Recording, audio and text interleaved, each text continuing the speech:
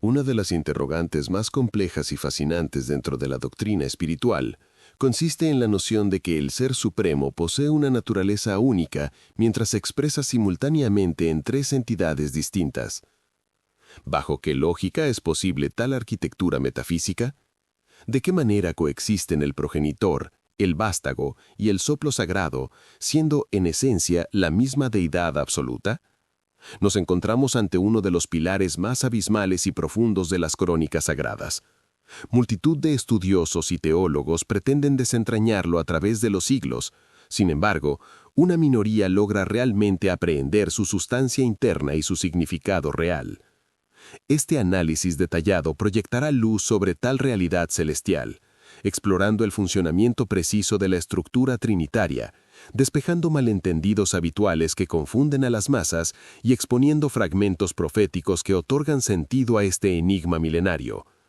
Es imperativo prestar una atención total, pues el conocimiento final de esta exposición posee el potencial de redefinir perpetuamente la perspectiva humana sobre la divinidad y su relación con el hombre. Se invita a reflexionar profundamente y a difundir estas enseñanzas para que el saber sagrado se extienda por todos los rincones.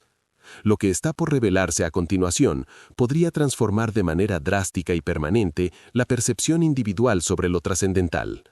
La enseñanza sobre la naturaleza trina de Dios no constituye un artificio o una invención de la mente humana, sino que se manifiesta de forma clara desde el primer tomo de las Escrituras.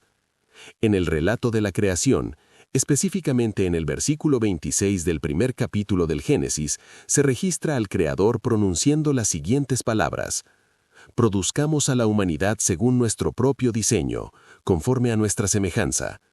Resulta sumamente revelador el empleo de formas gramaticales plurales al mencionar la acción de producir y la posesión de la semejanza, lo cual sugiere de manera inequívoca que la deidad no operaba de forma aislada en ese instante primordial. No obstante, ¿quién lo acompañaba en ese momento de origen cósmico? El relato del evangelista Juan ofrece la contestación necesaria. En el principio ya existía la palabra, y la palabra se encontraba junto al Creador, y la palabra poseía naturaleza divina. Juan 1:1.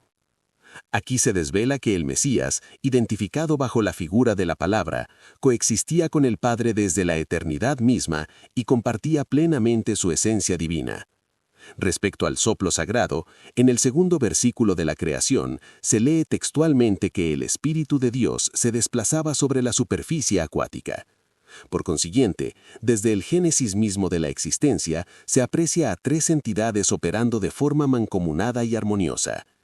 Si se nos presentan tres figuras, ¿cómo es posible que se reconcilien en una sola deidad única?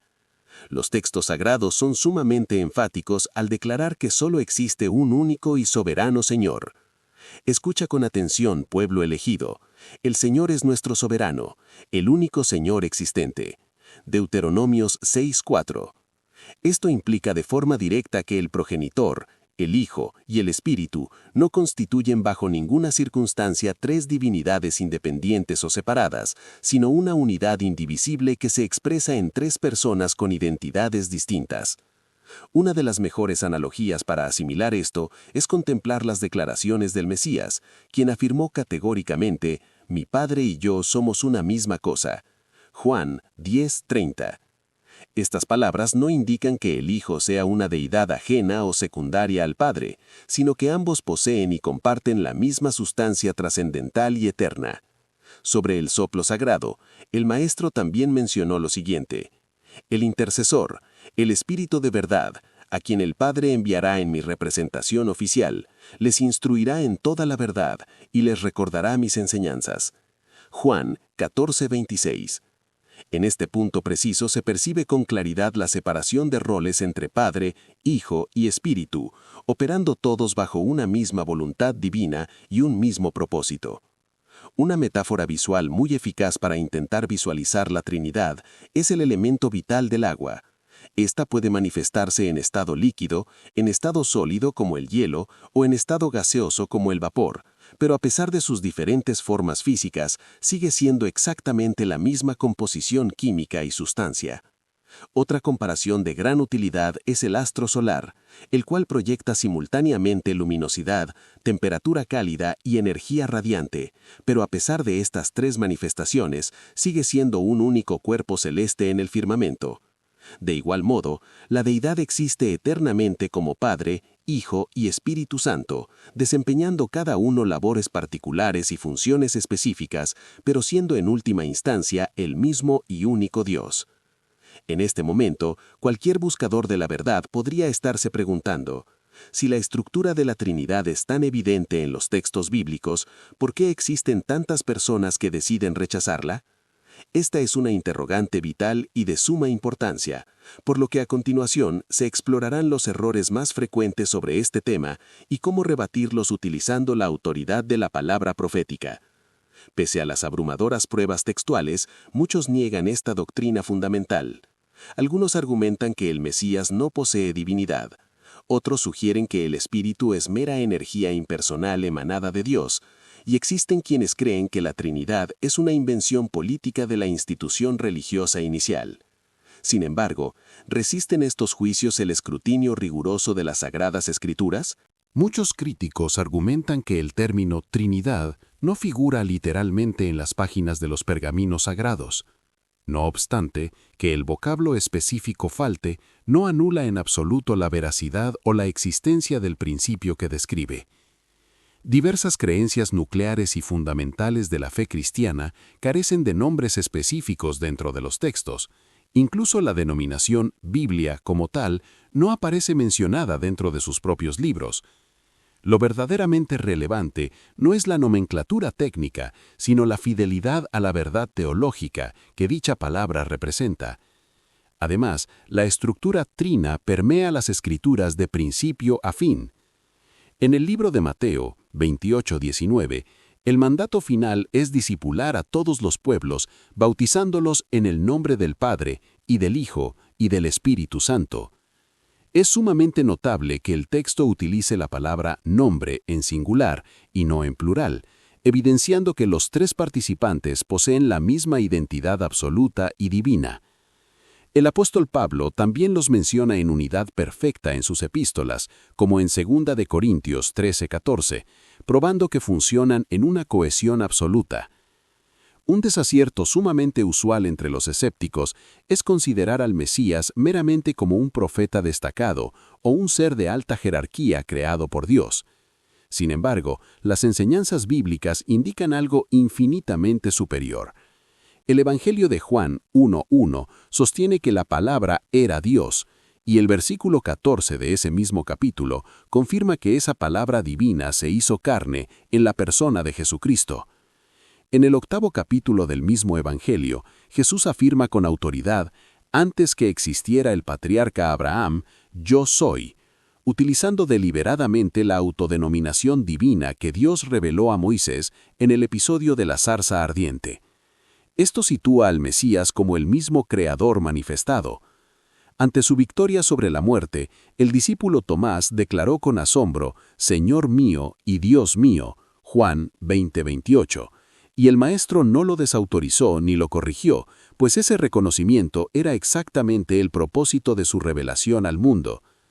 Otro fallo de gravedad crítica es intentar degradar al Espíritu Santo a una simple fuerza activa o una especie de energía impersonal emanada del Altísimo.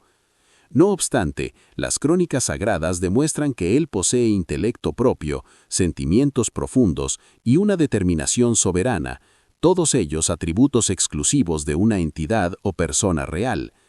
Él instruye a los creyentes, recuerda con precisión las enseñanzas del Maestro, Juan 14:26, emite órdenes directas a los apóstoles, Hechos 13:2, tiene la capacidad de entristecerse por las acciones erróneas de los hombres, Efesios 4:30, e incluso intercede con gemidos ante el Padre por nosotros, Romanos 8:26. Ninguna corriente de energía carente de voluntad propia podría actuar con tal nivel de profundidad y personalismo. El Espíritu es, por tanto, una persona divina que integra la naturaleza misma de Dios. Esta Trinidad no es una elucubración o filosofía del hombre, sino una verdad revelada directamente por el Altísimo. Si logramos entender la labor específica de cada uno, nuestro vínculo espiritual se potenciará de forma extraordinaria. El progenitor es el manantial y la fuente originaria de todo lo que existe. Él fue quien trazó los planos del cosmos, estableció los propósitos eternos y gobierna el universo con absoluta equidad y justicia. Se nos cuestiona en las profecías de Malaquías si no poseemos todos un mismo Padre y si no nos creó un solo Dios. Él es el arquitecto supremo del plan de redención desde antes de la fundación del mundo material. Si el Padre es quien diseña y planifica, el Hijo es la figura que ejecuta dicha voluntad.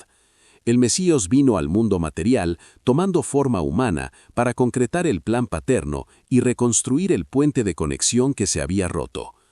El texto más célebre de las Escrituras afirma que Dios amó tanto a la humanidad que entregó a su vástago único para que nadie perezca, sino que obtenga la vida eterna. Tras concluir su labor redentora en la tierra, Jesús aseguró a sus seguidores que no los dejaría en orfandad, y es aquí donde entra el Espíritu Santo, quien es el encargado de hacer efectiva la labor del Hijo en el corazón de cada individuo. El Espíritu convence al mundo de la necesidad de justicia, nos instruye en la verdad, nos otorga capacidades y dones sobrenaturales y nos fortalece en la debilidad. Sin su intervención constante, sería imposible para el ser humano comprender la sabiduría sagrada, tener fuerzas para vivir en rectitud o ser transformado interiormente. Aquí reside la magnificencia de la Trinidad. El Padre ideó la salvación, el Hijo la materializó en el sacrificio de la cruz, y el Espíritu Santo la implanta en nuestra existencia diaria. Esto demuestra que no estamos ante tres deidades en conflicto, sino ante un solo Dios operando en armonía perfecta. No obstante, resta un punto fundamental por considerar.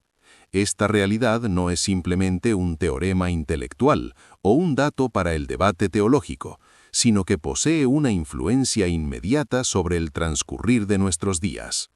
Nuestra identidad más profunda emana del Padre, quien nos amó y nos creó con un destino trascendente y glorioso. Las crónicas de Juan nos invitan a contemplar el inmenso amor del Padre al permitir que seamos llamados sus hijos. Si somos descendientes de Dios, nuestra existencia no es producto del azar o de un error biológico. El Padre nos diseñó con un propósito específico. El Hijo, por su parte, es el nexo indispensable y el puente que nos reconcilia con el progenitor. Nadie accede a la presencia del Padre sino a través de su intervención mediadora. La cruz no fue solamente un gesto de afecto, sino la apertura de un camino legal para que podamos habitar nuevamente en sintonía con nuestro Hacedor. Finalmente, el Espíritu Santo es el motor de la transformación interna. Sin su presencia, la espiritualidad se reduce a una cáscara religiosa vacía de poder. Por ello, las enseñanzas de Pablo nos instan a caminar bajo la guía del Espíritu, para no ceder a los impulsos de la naturaleza inferior. Esto significa que la victoria sobre las debilidades no se logra por el esfuerzo humano, sino por la acción del Espíritu en nosotros, quien nos renueva de adentro hacia afuera y nos otorga poder real. La gran revelación final es que esta Trinidad no es una entidad remota o distante, sino que reside en el interior mismo del hombre. La promesa de compañía constante hecha por Jesús se cumple hoy a través del Espíritu que habita en los creyentes. No estamos desamparados en este mundo. El Padre nos ideó con amor, el Hijo nos restauró con su sacrificio y el Espíritu nos empodera cada día. Corresponde meditar seriamente en lo siguiente. Si el único actúa bajo estas tres facetas por amor a la humanidad, ¿estamos experimentando esa plenitud en nuestra realidad actual? ¿Hemos reconocido el afecto incondicional del Padre? ¿Nos hemos rendido a la autoridad del Hijo? ¿Estamos permitiendo que el Espíritu Santo moldee nuestra existencia diaria? No es suficiente con un análisis teórico sobre la Trinidad, es preciso vivir y respirar esa verdad en cada decisión. El Creador desea establecer una relación íntima y profunda con cada ser. Por ello, se debe buscar activamente la presencia de las tres personas divinas, recordando siempre que no es un Dios lejano, sino uno que reside en el corazón de quien le busca. Que este mensaje fortalezca tu espíritu y traiga una bendición renovada a tu vida.